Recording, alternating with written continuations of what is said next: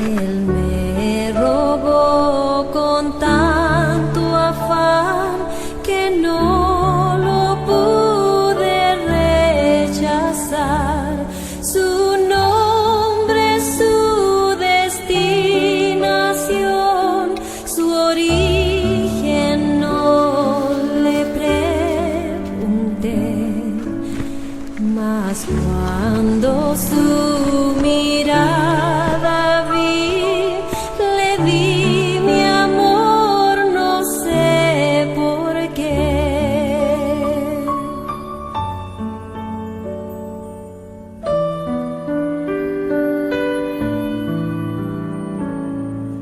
Hola mis amados hermanos y hermanas, muy buenos días, feliz día de reposo para todos ustedes y para sus familias. Bienvenidos a esta clase de Ven Sígueme con su hermano y servidor Walter Posada, aquí en las plataformas de Central de las Escrituras. Y hoy vamos a tratar una lección muy hermosa que vamos a ver desde el día de mañana 17 de abril hasta el próximo domingo 23 de abril. Vamos a tratar los capítulos de Mateo 18 y de Lucas 10. La lección en el manual de Ven Sígueme se llama ¿Qué debo hacer para heredar la vida eterna? Una pregunta poderosísima. Recuerden, mis amados hermanos, que esta clase está tomada directamente del manual de Ven Sígueme y que tratamos cada uno de los principios que se ven en ese manual. Así que ustedes pueden estar tranquilos de compartir esta lección, de hablarla en familia y también de utilizarla como un material de preparación para el estudio que van a ver en sus edificios. Y me gustaría empezar esta clase haciéndoles una pregunta muy personal. Y si pueden, contéstenla aquí con nosotros. ¿Cuándo fue la última vez que le brindaron ustedes ayuda a alguien que realmente la necesitaba? Recuerden ese momento y si pueden, colóquenlo, compártanlo con nosotros aquí en los comentarios. Si ustedes están siguiendo por primera vez esta clase, les invito a que dejen su like, a que se suscriban a este canal para que no se pierdan ninguna lección.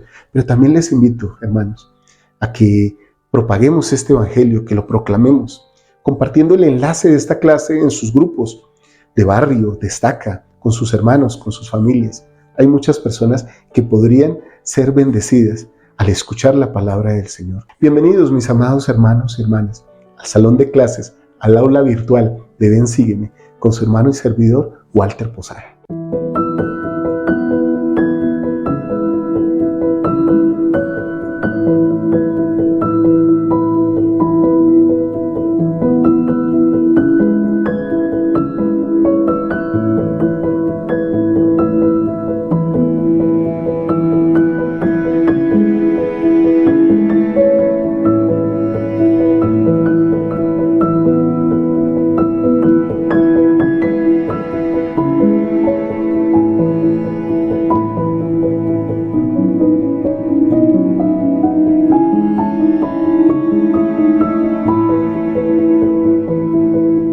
Y mis amados hermanos y hermanas, cuando uno pregunta algo al Señor, puede recibir una respuesta que a veces no espera o no la que quiere. Por lo menos, ¿quién es mi prójimo?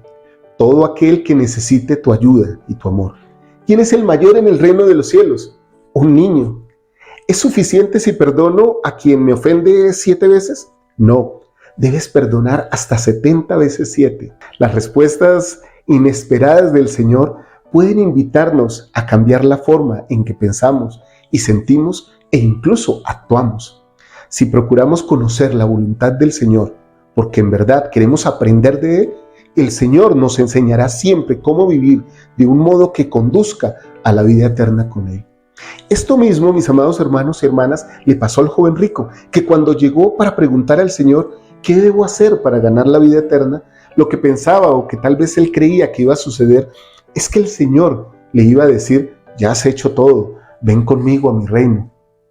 Pero mis amados, así no suceden las cosas que pasan, y cuando nosotros preguntamos al Señor en qué debemos mejorar o qué cosas debemos cambiar, debemos estar listos, porque como no somos producto terminado, el Señor seguramente nos hará dar cuenta y nos aterrizará en términos reales, nos traerá al piso, nos permitirá conocer nuestra realidad, y nuestra realidad es que todavía hay mucho, pero mucho por hacer en nuestra vida. Y con esta introducción veamos los principios que vamos a tratar esta semana de acuerdo al manual de Ven Sígueme. El primero es que debo perdonar a los demás. si he de recibir el perdón del Señor? Cosa dura, ¿no? Presidente Nelson nos enseñó hace poco en la conferencia, hay que perdonar, hay que perdonar.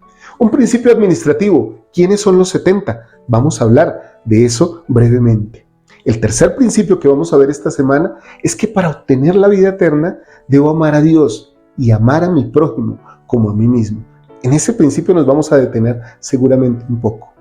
El principio 4 de esta lección es que tenemos la oportunidad de escoger la buena parte al tomar decisiones diarias que conduzcan o que nos lleven a nosotros y a nuestras familias a la vida eterna. Así que estos son los principios que vamos a ver esta semana y me parece bien si empezamos con el primero, que es un principio bien doloroso, bien difícil. Debemos perdonar a los demás si he de recibir el perdón del Señor. Por eso, antes de empezar y tratar cualquier asunto en esta clase, quiero que repitamos el video con las palabras de Pascua del presidente Nelson, donde nos hace un llamado a perdonar. Veamos ese video y ya regresamos. Al acercarnos a la Pascua de Resurrección, mis pensamientos han permanecido en uno de los últimos momentos del ministerio terrenal del Salvador. Al ser crucificado en el Calvario, el Redentor de todo el género humano pronunció estas palabras atemporales: Padre, perdónalos, porque no saben lo que hacen. ¿Cómo fue posible que, en su momento de intensa agonía, Jesucristo pidiera a su Padre que perdonara a quienes lo atormentaban? Y sin embargo, en la cruz, Jesús hizo exactamente eso. Practicó lo que había predicado. Nos enseñó a amar a nuestros enemigos, a hacer el bien a los que nos aborrecen e incluso a orar por aquellos que nos ultrajan. Sé por experiencia personal que el perdón bendice tanto al que perdona como al que es perdonado. 3 hijos de Ruth y Jimmy Hatfield padecían de cardiopatía congénita. Buscaron mi ayuda como cardiocirujano para sus 2 hijas, Laura Ann y Gaylene. Se me partió el corazón cuando ambas niñas fallecieron después de que yo las operara. Con razón, Ruth y Jimmy quedaron destrozados y me culparon a mí. Durante casi 6 décadas me ha atormentado esa situación. Estuve afligido por los Hatfield y varias veces traté de comunicarme con ellos, pero sin éxito. Hace unos años volví a ponerme en contacto con la familia Hatfield. Esta vez, para mi alivio, estuvieron dispuestos a reunirse conmigo. Me arrodillé y derramé mi corazón. El Espíritu del Señor prevaleció. Me perdonaron y resultó ser un punto de inflexión en su vida y en la mía. Ahora atesoro la amistad que comparto con los Hatfield. Piensen en su valor y humildad. Ellos estuvieron dispuestos a dejar de lado viejas heridas. El espíritu del perdón los liberó de cargas que habían llegado durante casi 60 años. No es fácil perdonar a quienes nos han decepcionado, herido, engañado o difundido falsos rumores sobre nosotros. No obstante, no perdonar a los demás es veneno para nosotros. Los rencores son una carga. Los desacuerdos airados nos separan. La animosidad y el odio pueden dividir a las familias. Y sin embargo, el consejo del Salvador es claro. Porque si perdonáis a los hombres sus ofensas, os perdonará también a vosotros vuestro Padre Celestial. Perdonar a los demás no significa condonar una conducta pecaminosa o delictiva, y ciertamente no significa permanecer en situaciones de abuso. Pero cuando escogemos perdonar a los demás, permitimos que el Señor elimine el veneno de nuestra alma, permitimos que Él calme y ablande nuestros corazones, para que podamos ver a los demás, especialmente a los que nos han hecho daño, como hijos de Dios y nuestros hermanos y hermanas. Cada Pascua de Resurrección nos regocijamos en la resurrección de nuestro Salvador Jesucristo. Él es la personificación del perdón. Mis queridos amigos, los invito a considerar con espíritu de oración si hay alguien a quien deberían perdonar. ¿Se liberarán de los resentimientos que puedan estar albergando? No imagino una manera más adecuada de honrar al Señor Jesucristo en esta Pascua de Resurrección. Les prometo que a medida que perdonen, el Salvador los aliviará de la ira, el resentimiento y el dolor. El Príncipe de Paz les brindará paz. Jesucristo ha resucitado. Él los ama. Gracias a Él pueden experimentar el gozo y el milagro del perdón. Qué hermosas palabras nos ha compartido nuestro presidente. Es un mandato profético hacerlo. Ahora, mis amados hermanos, el ofrecimiento de Pedro de perdonar a alguien hasta 7 veces puede parecer muy generoso, mas al Salvador no le pareció tanto. Él enseñó una ley mayor. Su respuesta: no te digo hasta 7, sino aún hasta 70 veces 7. No enseña en sí una cifra, sino en cuanto a desarrollar una actitud, una vida cristiana en cuanto al perdón. Y es que si habláramos de cifras, podemos pensar que entonces podríamos aplicar como un ejemplo esas cifras de 490 veces, 70 por 70, a las veces que tomamos la Santa Cena. ¿Cuántas veces tomamos la Santa Cena en un año, mis amados hermanos y hermanas? Más o menos entre 50 y 52 veces. Podríamos extrapolar esto o llevarlo al punto de que entonces el Señor nos perdona a nosotros entre 50 y 52 veces al año. Si decimos que son 490 veces, estaríamos hablando más o menos de 10 años de tomar la Santa Cena.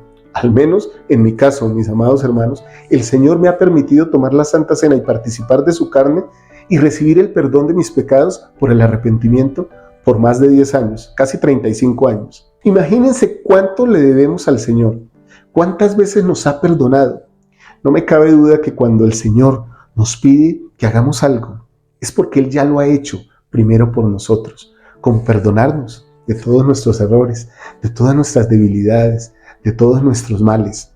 A veces, mis hermanos, somos duros unos con otros y pensamos que alguien ha cometido una falta 2 o 3 veces y ya, no merece nuestro perdón. Pero el Señor, presidente Nelson, nos han enseñado y el Señor nos ha perdonado de una manera que no podemos calcular. Es inconmensurable su amor. Al leer la parábola de los 2 deudores, nosotros podríamos meditar también en las ocasiones en que nos hemos sentido atraídos o sujetos por la misericordia y la compasión de Dios. Tal vez hay alguien que necesita sentir misericordia y compasión de nuestra parte. Miren lo que dice esta parábola en Mateo 18. Entonces Pedro, acercándose a él, dijo: Señor, ¿cuántas veces perdonaré a mi hermano que peque contra mí? ¿Hasta 7? Esta es la pregunta que nos hacemos muy a menudo, ¿no? ¿Cuántas veces debo perdonar a esta persona que me está ofendiendo regularmente? Jesús le dijo: no te digo hasta 7, sino aún hasta 70 veces 7. Por lo cual el reino de los cielos es semejante a un rey que quiso hacer cuentas a sus siervos. Y cuando comenzó a hacer cuentas, le fue presentado uno que le debía 10,000 talentos. Mas como éste no podía pagar, mandó su señor venderlo a él y a su mujer e hijos, con todo lo que tenía, para que se le pagase. Entonces aquel siervo, postrado, le suplicaba diciendo: Señor, ten paciencia conmigo, y yo te lo pagaré todo. El Señor, movido a misericordia por aquel siervo, le soltó y le perdonó la deuda. Pero saliendo aquel siervo, halló a uno de sus consiervos, que le debía 100 denarios, y tomándole del cuello le ahogaba, diciendo: págame lo que me debes. Entonces su consiervo, postrándose a sus pies, le rogaba diciendo: ten paciencia conmigo, y yo te lo pagaré todo. Aquí voy a detenerme un momento, hermanos, porque personalmente quiero compartir con ustedes algo muy de mi vida. He estado en esa situación. Durante mucho tiempo, mi vida, por malas decisiones, entró en un caos financiero. Y saben, hermanos, me sentí muy ahogado por las deudas, tanto que podría decir como esta historia: si se me vendiera a mí a Martica, a mis hijos, todavía no alcanzaría para pagar lo que debía. Pero el Señor se tornó en misericordia conmigo y con mi familia y nos ha bendecido grandemente. Y ese hueco que algún día excavé por malas decisiones ya se llenó. Y puedo decir que casi en su totalidad se han saldado las deudas, se han saldado las cosas que debía a otros. Ahora, en ese trasegar sentí el amor de muchas personas, pero también sentí como en esta parábola, como muchas personas, muchos de mis hermanos, me ahogaron y me maltrataron. Claro, yo había cometido un error, pero esta parábola tiene mucho de personal para mí, esta historia, porque me he sentido en el punto del que debe. Y también hoy día tengo la bendición de servir a otros y le pido al Señor que si le sirvo a alguien, no me permita nunca ser duro de corazón ni ahogarle, sino al contrario, poder servir más humanamente, de una manera más cristiana. Porque me parece que debo tanto al Señor que no soy quien para cobrarle o pedirle cuentas a otra persona que me deba a mí. Ahora el Señor continúa este relato diciendo lo siguiente: mas él no quiso, sino que fue y lo echó en la cárcel hasta que pagase la deuda. Y viendo los consiervos lo que pasaba, se entristecieron mucho, y fueron y declararon a su señor todo lo que había pasado. Entonces, llamándole su señor, le dijo: siervo malvado, toda aquella deuda te perdoné porque me rogaste. ¿No deberías tú también haber tenido misericordia de tu consiervo, así como yo tuve misericordia de ti? Entonces su señor, enojado, le entregó a los verdugos hasta que pagase todo lo que le debía. Así también hará con vosotros mi Padre Celestial, si no perdona de corazón cada uno a su hermano sus ofensas. Qué hermosa anécdota, qué hermosa parábola. ¿Cuánto nos puede poner a pensar esto? Al menos a mí, hermanos, que me siento deudor con el Señor todos los días, que amanece, que veo el sol, me arrodillo y le digo al Señor: gracias por haberme perdonado, gracias por haberme ayudado a saldar mis deudas. Pido que todos tengamos un corazón cristiano para no ser tan duros unos con otros cuando nos debamos, incluso cuando nos ofendamos, que podamos perdonar como nos ha pedido nuestro presidente Nelson. El elder David E. Sorensen brindó este importante mensaje, esta advertencia, y nos da una aclaración juiciosa de cómo debemos dar perdón y juzgar y condenar el pecado, mas no juzgar ni condenar a las personas, porque todas están sujetas a nuestro perdón, porque somos obligados a ello. Todas son sujetas y susceptibles al perdón de nuestro Salvador Jesucristo. Y él dijo lo siguiente: aun cuando debemos perdonar a quienes nos hagan daño, aún así debemos actuar en forma constructiva para evitar que el daño vuelva a ocurrir. El perdón no requiere que aceptemos ni toleremos la maldad, pero al luchar contra el pecado no debemos permitir que el odio ni la ira controlen nuestros pensamientos o acciones. Y a estas palabras hermosas también se unió el elder Holland, quien nos enseña con ejemplos para que no quede el más mínimo atisbo de duda en nosotros quién es el que más debe perdonar.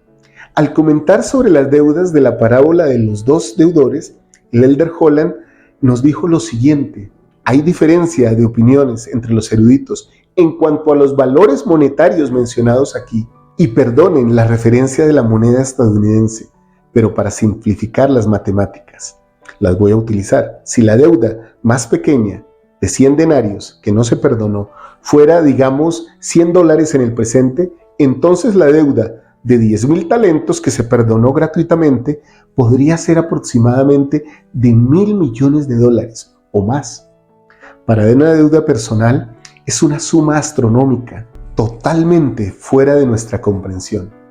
Nadie puede ir de compras y comprar tanto. Ahora bien, para el propósito de la parábola, se esperaba que fuera incomprensible. Se esperaba que estuviera fuera de nuestra comprensión, sin mencionar nuestra capacidad de pagarla. Eso es debido a que esto no es solo un relato sobre dos siervos que discuten en el Nuevo Testamento. Es un relato sobre nosotros, la familia humana, caída, todos los deudores, transgresores y prisioneros mortales. Todos somos deudores, y el veredicto era la prisión para todos, y hubiéramos permanecido allí de no ser por la gracia de nuestro Rey, que nos liberó porque nos ama y tiene compasión por nosotros.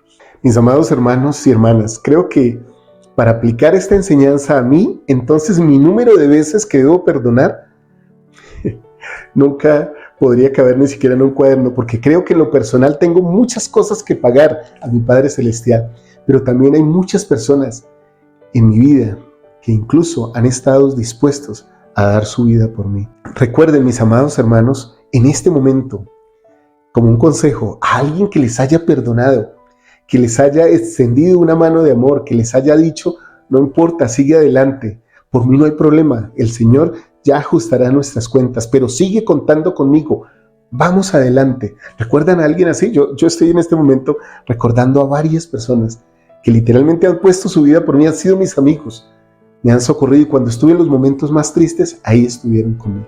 Muy bien, mis amados, hablemos de un principio, como dije, administrativo. ¿Quiénes son los 70? Siguiendo el modelo encontrado en el Antiguo Testamento, el Salvador, al organizar su iglesia en su ministerio terrenal, utiliza ese mismo modelo que se encuentra en las Escrituras para llamar a ancianos, personas de experiencia que ayuden en la administración del reino. Vamos a tratar rápidamente este principio, que es un principio, como ya lo dije, administrativo, pero que tiene que ver con esta asignación especial, asignaciones de testigos especiales del Salvador para ayudar a llevar a cabo la obra. Estas asignaciones también las tenemos hoy día, en la actualidad, en nuestra iglesia con nosotros. Y esto es para que continuemos aclarando y dando más veracidad de esta obra. Toda la organización de la Iglesia de Jesucristo de los Santos de los Últimos Días, mis amados hermanos y hermanas, está basada en la misma organización de la Iglesia, tal como la organizó el Salvador durante su ministerio. Veamos algunas escrituras que apoyan esto de los 70. En Éxodo 24, el Señor dijo lo siguiente, y dijo a Moisés, sube ante Jehová, tú, Aarón, Nadab y Abiú, y 70 de los ancianos de Israel, y os inclinaréis desde lejos. También en Números, en el capítulo 11, versículo 16, dice lo siguiente, entonces Jehová dijo a Moisés, reúneme a 70 hombres de entre los ancianos de Israel, que tú sabes que son ancianos del pueblo, y sus principales, y tráelos a la entrada del tabernáculo de reunión, y que esperen allí contigo. Jesucristo designó a otros 70, además de sus 12 apóstoles, para que dieran testimonio de Él, predicaran su evangelio y ayudaran en su obra. Este modelo o patrón continúa en la iglesia restaurada. Hoy día se llama a 70 a que ayuden a los 12 en su misión de testigos especiales de Jesucristo en todo el mundo. De hecho, estoy seguro, hermanos y hermanas, que todos nosotros conocemos algunos, incluso son hermanos de nuestras congregaciones que han sido llamados a ser 70 de área, buenos hombres, hombres especiales, con llamamientos extraordinarios. Que el Señor les bendiga a ellos y a sus familias para que puedan soportar la carga de ese llamamiento ahora y para que puedan ministrar con amor y con humildad en toda la tierra donde sean llamados. Muy bien, pasemos al principio 3 de esta clase. Y ese principio nos dice que para obtener la vida eterna debo amar a Dios y amar a mi prójimo como a mí mismo. Es útil que recordemos que la parábola del buen samaritano fue la manera en que Jesús respondió 2 preguntas. ¿Qué debo hacer para heredar la vida eterna? ¿Y quién es mi prójimo? Eso se encuentra en Lucas 10. Y aquí un intérprete de la ley se levantó y dijo para tentarle, Maestro, ¿qué debo hacer para heredar la vida eterna? Pero él, queriendo justificarse a sí mismo, dijo a Jesús, ¿y quién es mi prójimo? Al leer la parábola, tengamos en cuenta estas preguntas, hermanos. En Lucas 10, en el versículo 30, está la respuesta del Señor. Y respondiendo Jesús dijo, un hombre descendía de Jerusalén a Jericó y cayó en manos de ladrones, los cuales le despojaron e hiriéndole se fueron, dejándolo medio muerto. Y aconteció que descendió un sacerdote por aquel camino y al verle pasó de largo. Y asimismo un levita, llegando cerca de aquel lugar, al verle pasó de largo. Mas un samaritano que iba de camino llegó cerca de él y al verle fue movido a misericordia. y acercándose, vendó sus heridas, echándoles aceite y vino, y poniéndole sobre su propia cabalgadura, le llevó al mesón y cuidó de él. Y al otro día, al partir, sacó 2 denarios y los dio al mesonero y le dijo: cuídamelo, y todo lo que gastes de más, yo te lo pagaré cuando vuelva.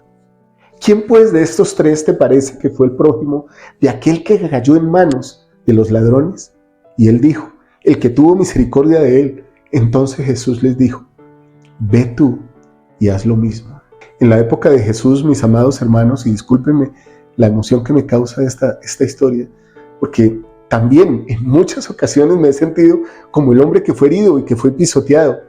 Y también he tenido la bendición de tener un buen samaritano que pase, me recoja y me haya vendado las heridas. De hecho, el que lo ha hecho con más celeritud, con más humildad, con más amor, ha sido mi mismo Salvador. He sentido esa presencia, esa compañía, esa sanación en mi vida. Y como sabemos y como leíamos en esta historia, en la época de Jesús, la enemistad entre judíos y samaritanos ya se remontaba a varios cientos de años atrás. Los samaritanos eran descendientes de judíos que vivían en Samaria y se habían casado con gentiles. Los judíos pensaban que los samaritanos se habían corrompido al relacionarse con los gentiles y que habían apostatado. Los judíos preferían desviarse muchos kilómetros de su camino para evitar pasar por Samaria, imagínense, para no contaminarse. ¿Por qué creen que el Salvador escogió justamente a un samaritano, hermanos? Alguien que era despreciable a los judíos, como ejemplo de compasión y amor hacia el prójimo. ¿Qué nos inspira esta parábola? Si me permiten, mis amados hermanos, yo daría mi respuesta a esa primera pregunta. Porque el Señor utilizó a un samaritano para ilustrar a los judíos lo que debía hacerse con caridad. Porque a los judíos, como puede pasarnos hoy día a nosotros, tal vez podemos tener en nuestro corazón algo de lo que podemos llamar superioridad moral.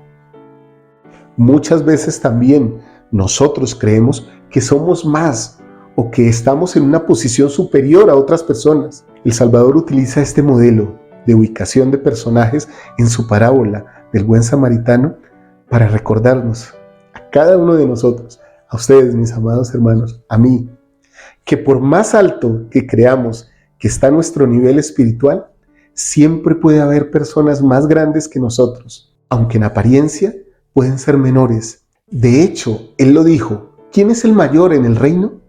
Y señaló a un niño pequeñito, queriéndonos enseñar que no es lo que yo piense sobre mí mismo, sino que en el juicio será dado a mí, por medio de un juez justo, Él mismo, sobre mi carácter y mi persona. Para esto les invito a que veamos ahora un video que habla de esta parábola del buen samaritano, pero no del buen samaritano de la antigua Samaria y la antigua Tierra Santa, sino de nuestros días.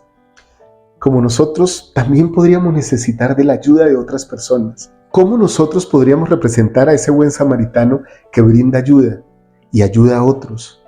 En esencia, mis amados hermanos, cuando veo estas imágenes, me pregunto si el hombre que ha sufrido en manos de los ladrones, que ha sido golpeado, que ha sido maltratado, no representa al mismísimo Salvador. Y entonces, cuando encuentro que alguien necesita mi ayuda, esa persona no representa al Salvador y no es mi deber ayudarle. Los invito a que veamos este video y seguramente va a causar el mismo sentimiento en ustedes que en mí, ese sentimiento de caridad y el deseo de ser mejores personas con nuestros hermanos, con nuestro prójimo.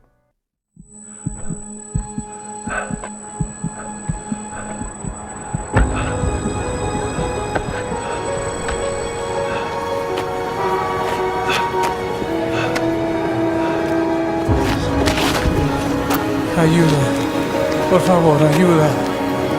Ayuda. No tengo cambio. No.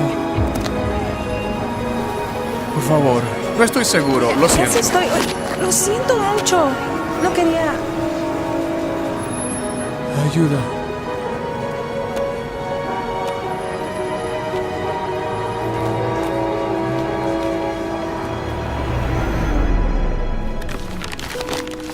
Gracias, amor. Suerte en tu primer día, mamá. Gracias. Niños, ayúdalos a prepararse para la escuela, ¿eh? Llegaré tarde, me voy. Gracias. Adiós.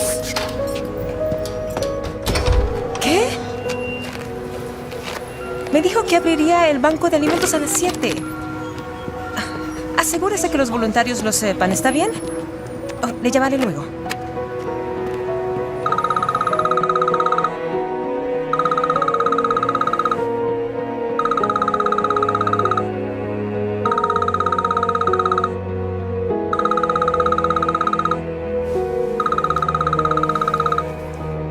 Jason. Hijo, ¿qué pasa? ¿Y su medicamento? Bien, di a mamá que iré e intentaré volver para mi cita de la 1.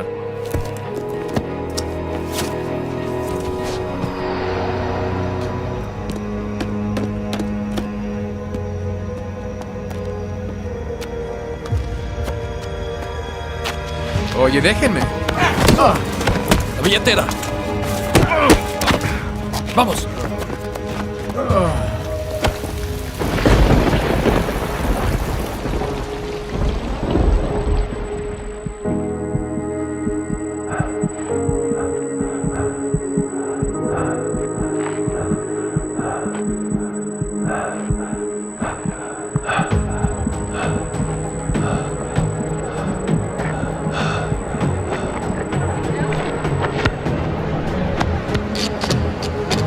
No estoy seguro, lo siento. Ya, casi estoy. Uy, lo siento mucho. No quería. Ayuda. Sí. Sí, estoy llegando.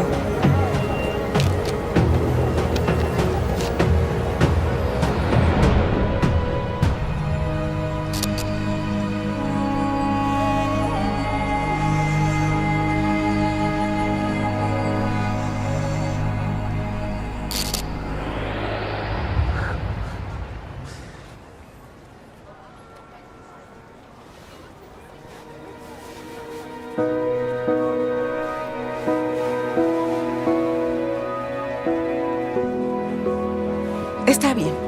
Está bien. Venga. Conozco un sitio.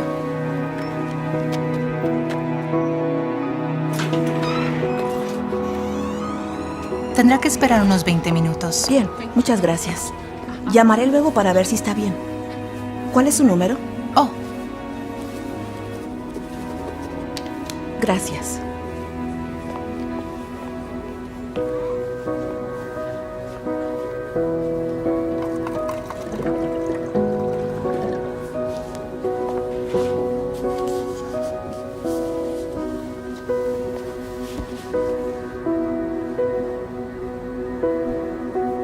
Gracias. Tengo que irme. Nuevo trabajo. Gracias.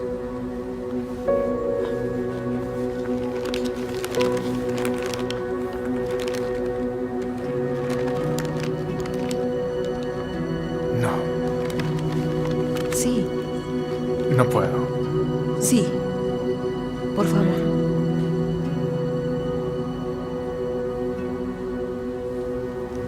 Gracias. Gracias.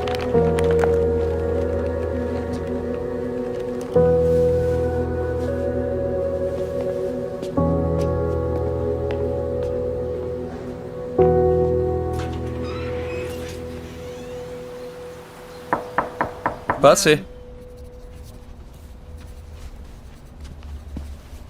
Buenos días, señor. Llegó. Me preguntaba si iba a venir. Lo lamento.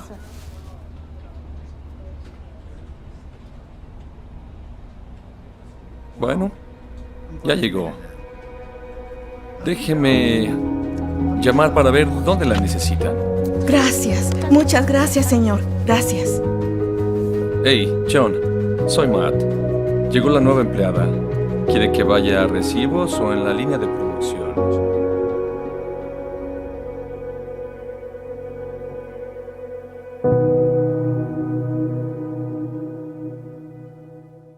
Muy bien, hermanos y hermanas, dice ese dicho famoso que una imagen vale más que 1000 palabras.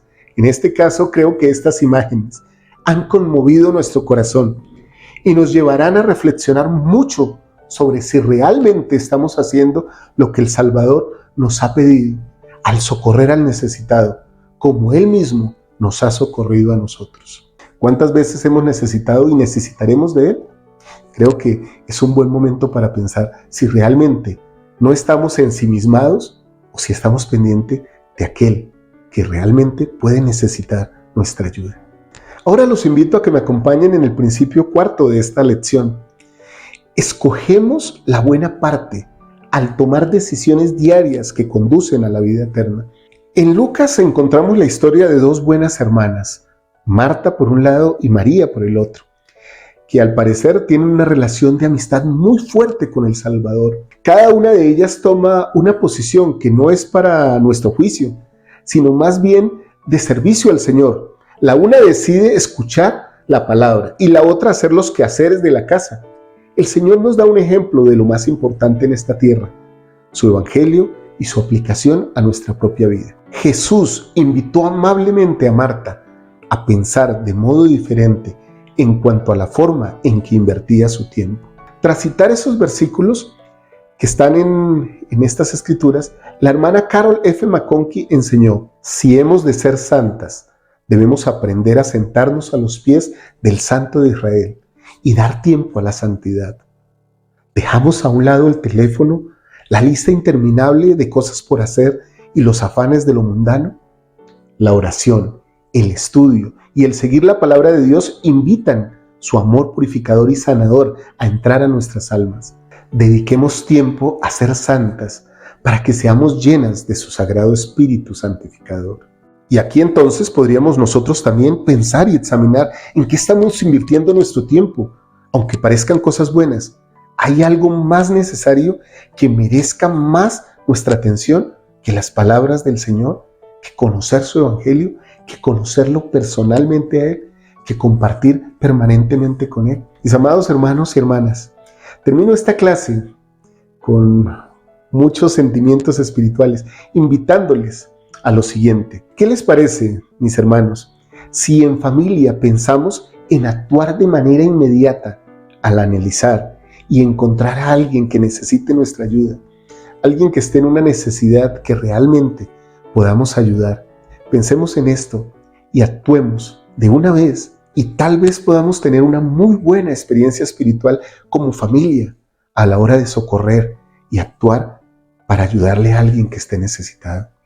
¿Qué les parece también si cada uno de manera realista expresa cuánto tiempo le está dedicando a las cosas importantes en su vida, como la oración, como la lectura de las Escrituras, también como a seminarios o a institutos? Ustedes jóvenes, si nos están viendo, ¿están tomando seminarios e institutos? ¿Le dedican tiempo a esto? Piensen en estas cosas para saber cómo está su relación con el Señor. Dicen que cuando uno ama a una persona mucho, uno le dedica mucho tiempo. ¿Qué tiempo le están dedicando al Salvador? Ahora, cuando hagamos esto, evitemos críticas o juicios sobre los tiempos que estamos dedicando y más bien preocupémonos por ver cómo mejoramos y damos un tiempo de calidad a las cosas del Señor. Yo testifico, mis amados hermanos y hermanas, que Jesucristo es el buen samaritano. Ese es el ejemplo de caridad que debemos seguir. Testifico que debemos perdonar. ¿Cuántas veces? Muchas. Testifico que cuando preguntamos al Señor en qué cosas debo mejorar, siempre me he sorprendido, porque son tantas, pero también siempre recibo su palabra de consuelo, como si su mano tocara mi hombro, como si sus brazos me rodearan, me dijeran: sigue adelante, yo estoy contigo. No importa cuánto te hace falta, sino todo lo que has logrado. Eso me llena, mis amados hermanos. Testifico que el Salvador es misericordioso, siempre está a nuestra ayuda, no nos olvida, siempre nos protege y aún ha pagado con su vida al mesonero para que nos cuide y pagará todo lo que esté a su alcance para que nosotros volvamos a su presencia, siempre y cuando nosotros decidamos también caminar por la senda del arrepentimiento, esa senda que también se conoce como la senda de los convenios. Les amo mucho, mis amados hermanos y hermanas. Dejo esto en el nombre de Jesucristo. Amén.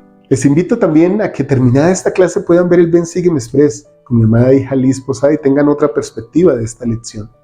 Que compartan este enlace con todos sus hermanos en sus barrios, en sus estacas, Seguramente alguien puede necesitar y le puede servir mucho esta clase. Espero que el Espíritu les haya tocado y les haya enseñado muchas cosas. Esta noche, como todos los domingos, a las 7 de la noche tendremos la charla dominical de Ven, Sígueme. Les esperamos ahí para tratar estos temas más a profundidad y de una manera más fresca. Les amo mucho, mis amados hermanos.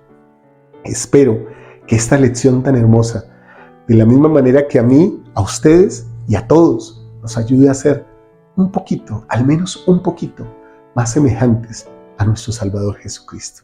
Les amo mucho. Un abrazo. Chao, chao.